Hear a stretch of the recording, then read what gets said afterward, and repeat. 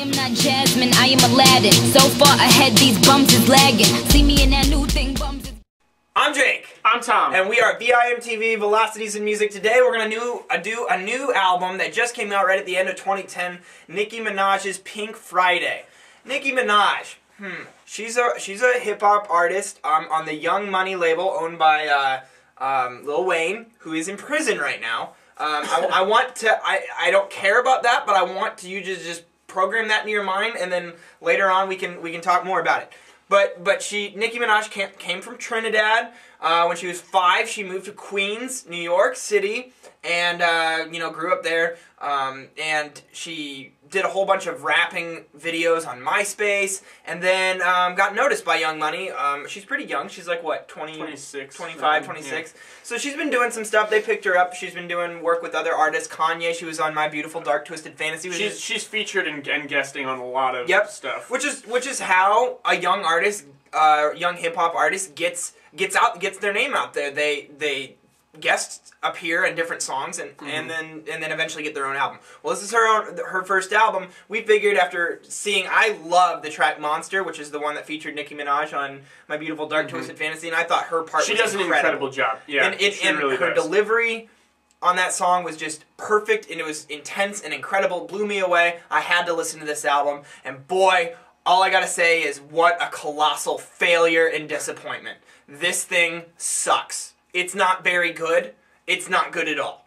But Tom, I want you to take over for a bit and just tell everybody what you felt. Well, here's what I felt. First off, I see that she, her style is very good, but I find that it is better suited for small doses in those guest features in songs.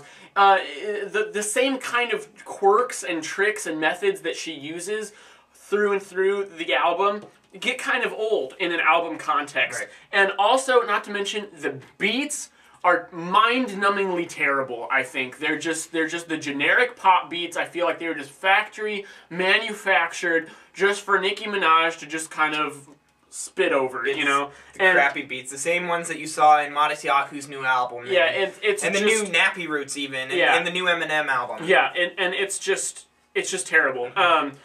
The thing that really gets me again though is just the switching back and forth of the kind of mindset between I'm the best and save me. Those are two of the track titles.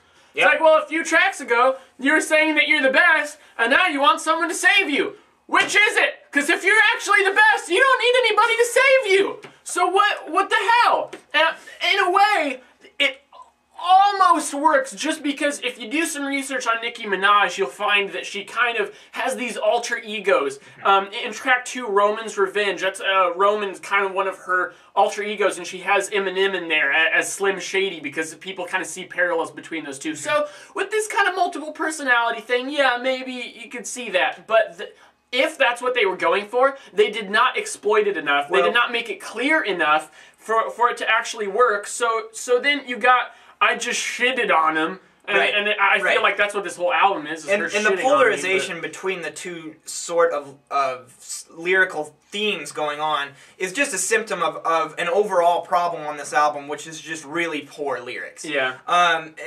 Throughout the album, you're not going to have really any lyrics that add any value. In fact, on a couple songs, the first song and then another song later on the album, it's almost like she's advertising to her fans, or to the people listening. Like in the first track, she talks about how you don't have to skip tracks on the album. Well, I disagree. I think that most people will be skipping some of these tracks because some of them are quite awful. And then later on, in track 9, Blazin', she actually says, anybody with some money should invest now. And she's referring to herself. And I'm sorry, but that's tacky and just blatantly stupid. Why would you do that? What value are you adding besides just talking yourself up? And it's not creative at all.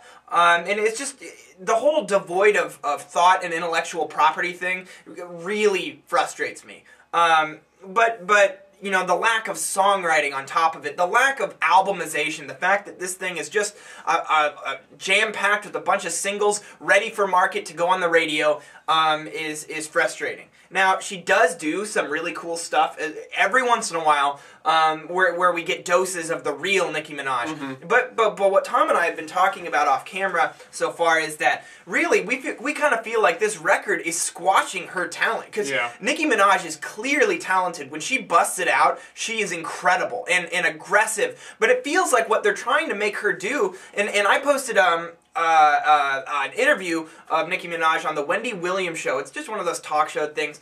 But what you see is they're really trying to portray Nicki Minaj as the black Lady Gaga. And I'm sorry, but is that really what a hardcore hip hop artist wants to be seen as? And I mean, yes, she is considered sexy and is appealing to lots of women, but I see this as a corporate initiative to put Nicki Minaj in the spotlight and get female fans, because when you have Lil Wayne, Drake, Kanye, Eminem, you have all these artists, 50 Cent, all these artists, they're all male, they're all tapping into one sort of demographic. When you add in that female side, Nicki Minaj is able to encapture a whole nother set of people. Not only people who are interested in rap, but also pop. And that's what this record, Pink Friday, has done. This is a corporate profit engineering. That's what this is. And it's totally true. And the thing is, you're absolutely right. I mean, she is really talented, but it's like all of a sudden these business people got a hold of her,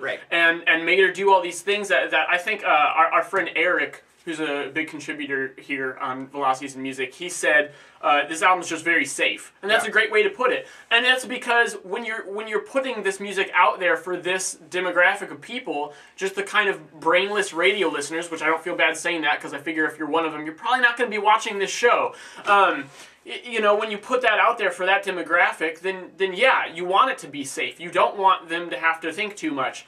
But the thing is, I mean, like, track 8, check it out, the one with will.i.am. Biggest offender of that. They pull out all the crappy pop, hip-hop cliches. I'm in the club, got money in the bank. Jesus, we're done with that. I'm done with that crap. You hear it in everything.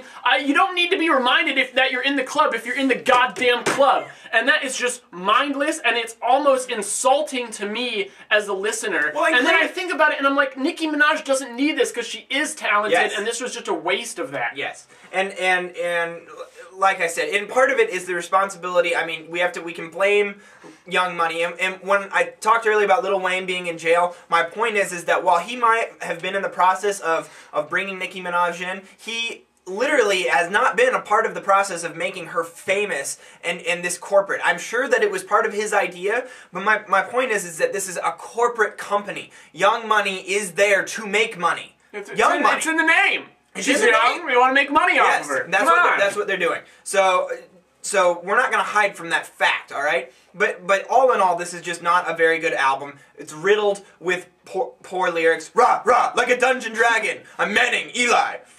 I am not Jasmine, I am Aladdin.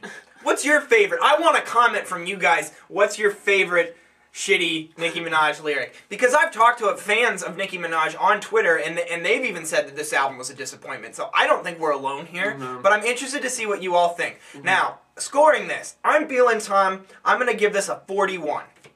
I'm going to go 44. 44? All right. So there we are. We're in the low 40s for score. And that, I feel like, is a fair assessment. This album, there is some decent stuff. Every once in a while, you'll catch a glimpse of something. But overall, it's not very good. I don't recommend this. No. So not at all. Check out some of Nicki Minaj's older stuff, maybe more underground stuff. Check out Monster. I would avoid this if I were you, unless you're into something that's definitely more corporate, poppy, and radio friendly. This is probably not for you. But I think that wraps it up. Yep. I'm Jake. I'm Tom. And we are will.i.am TV, Velocities and Music, moving music critique forward.